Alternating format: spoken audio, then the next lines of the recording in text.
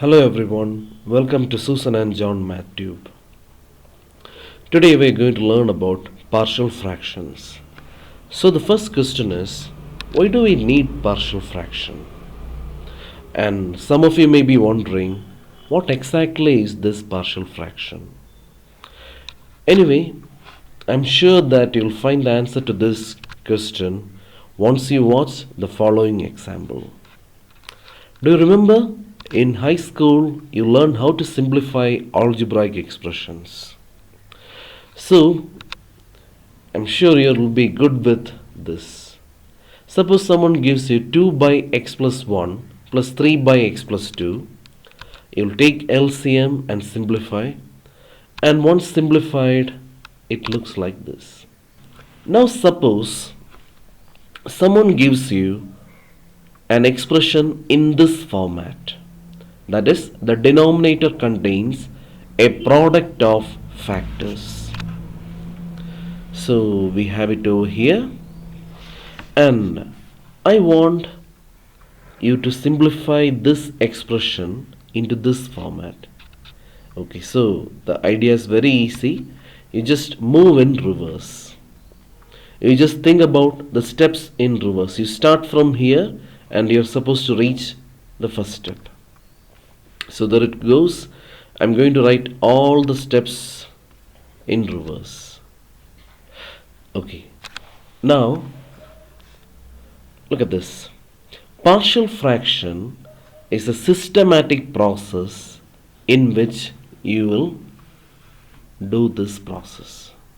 Since you simplified this step by step and you have all the steps over here, you found it very easy to move in reverse.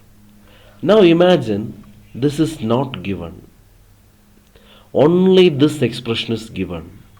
So will you be able to retrace all the steps? No. Maybe yes, but it will be very hard. But partial fraction is a method which helps us to do the same thing in a very systematic manner. Anyway, let's start with type 1 in partial fraction. Type 1 is the simplest case. So I'll tell you the conditions. The first condition is the numerator should be of less degree than that of the denominator. And the second condition, the denominator contains simple linear factors. So I'll give you an example because some of you might be confused with the word simple linear factor. So simple factor means factor with power 1. So the expression x plus 1 is a simple linear factor. And there's a warning for you. If you have x square plus 1, it's a simple quadratic factor. And I hope you're okay with this. dr stands for the denominator and nr stands for the numerator. So I want you to note these points. That is, in type 1, the degree of numerator is less than degree of denominator, and the denominator contains simple linear factors. Okay, the first question is, put into partial fractions. Okay, we have the same thing which we saw earlier. So what we do here is really simple. We just assume we will be able to express the given expression in this format. And isn't it type 1? Yeah. What is the degree of the numerator? 1. Degree means the highest power of x after simplification. Now imagine you multiply these quantities and simplify. The power of x or the highest power of x will be 2. So there it goes. The first condition is satisfied. Now the second condition, the denominator contains simple linear factors. So remember, in type 1, what we do is we just assume our answer to be a by x plus 1 plus b by x plus 2. And the objective is to find A and B. Okay, so let's move ahead. Now what we do is we're going to multiply this throughout by x plus 1 into x plus 2. Anyway, I'll show that step. So look at this. I'm going to multiply throughout by x plus 1 into x plus 2. So you can see that these quantities will get cancelled. This x plus 1 will get cancelled. And finally x plus 2 will get cancelled. So we have kind of a decent expression over here. And don't forget your objective. We have to find A and B.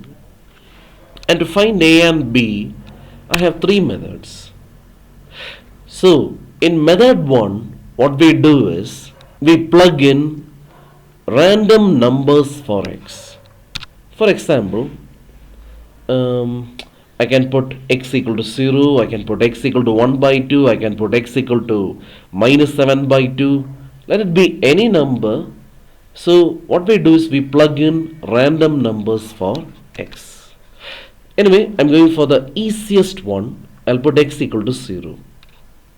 So I wanted to focus on equation 1. So when you put x equal to 0, what we get is 2a plus b is equal to 7. Now I'll plug in another number. I'm going to plug in x equal to 1 in equation number 1.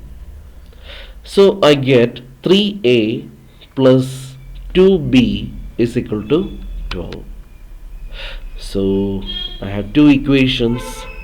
You can use a calculator or you can use a solve.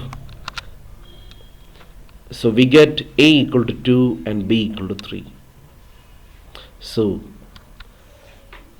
that's it. Now I wanted to focus here. Remember, we assumed let the required expression be a by x plus 1 plus b by x plus 2. Now we know the values of a and b. So just substitute and that's it. That's it. That will be our answer. Now in method 2, what we do is we put some special values. Special values in the sense, I wanted to focus on the denominator of our given expression. Yeah, that is x plus 1 and x plus 2. Now tell me, when will x plus 1 become 0? Of course, when x is equal to minus 1. And then tell me, when will x plus 2 vanish? Of course, when x is equal to minus 2. So what we do is we go for some special values, and the special values are those values which will make these factors 0. So all I did is I took x plus 1 and I found when I put x equal to minus 1 it will become 0, and if I put x equal to minus 2 it will become 0. So let's plug in the special values, and once you plug in the special values you'll find it very easy to find values of a and b. For example, when I plug in x equal to minus 1, the second expression will disappear. So you'll be able to find a. Now when I plug in x is equal to minus 2, the first term will disappear. So it will be very easy to find b. Anyway, once you get a and b, we just substitute here and that's it. And now let's go for method 3. That's a little bit different. Here what we do is we equate coefficients of the highest and the lowest powers here. So we're going to equate coefficients of x. So tell me, who is along with x? Of course it's 5. And here if you open the bracket and if you distribute these quantities, you can see that a plus b will be along with x. So I end up with 5 is equal to a plus b. Now what I do is I will equate the constants. Constants on the right, okay, 7. And when you distribute this and this, you can see that we get 2a plus b. And as usual, you can solve these two things, use a calculator or use any technique for solving. You'll get a and b. And now you know, once you get a and b, that's it. Just substitute and we have our answer. So let's move ahead and check out one more question. So the question is, put into partial fraction the expression 3x plus 4 the whole divided by x minus 1 into x minus 2 into x minus 3. So let's check the conditions. Okay, tell me, what is the degree of the numerator? The highest power is 1. Okay, and on simplification we can see that the denominator will attain a highest power 3. So as I have written here, the degree of numerator is 1 and degree of denominator is 3. So the first condition is satisfied. Now what is that second condition? Yeah, the denominator contains simple linear factors. So clearly it is type 1. And in type 1, what are we supposed to do? Yeah, all you have to do is you just assume the given expression to be a by the first factor plus b by the second factor plus c by the third factor plus d by the fourth factor if there is a fourth factor, but we don't have a fourth factor, so we stop with this. And you can call it equation number 1. Now the second thing to do is you multiply throughout by x minus 1 into x minus 2 into x minus 3. So you just multiply it over here, over here, over here like we saw in the last example and simplify.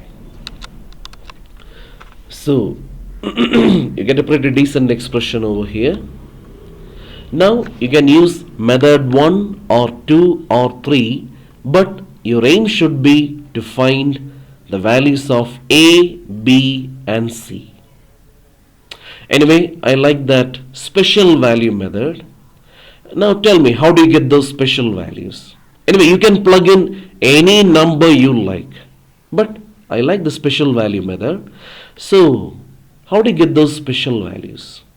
So focus on the denominator and tell me, when will the first factor vanish? Yeah, if you plug in x equal to 1. And when you plug in x equal to 2, the second one will vanish, and when you plug in x equal to 3, the third one will vanish. So the special values are 1, 2, 3 for this particular question. So let's move ahead. I'm going to put x equal to 1. Of course, it's a special value. And when you put x equal to 1, like I told you in the last example, the last two factors will disappear. And we'll get a, it's not a big deal, you can try it. And now when we put x equal to 2, the first and the last will disappear. That means you'll find it very, very comfortable to find the value of b. And let's move ahead for the last special value, and that is x equal to 3. And that's it. You got a, b and c. Now let's collect those a, b, c and plug in the values of a, b, c into equation number 1. Okay, so we did it. We changed the given expression into partial fractions. And if you want, you can manipulate it a little bit. Okay, that's it. That's it, my friends. So in the next video of partial fraction, we will be doing type 2 partial fractions. And in type 2 partial fractions, you will be able to see simple factors changing into more complex ones. Okay, till then, bye.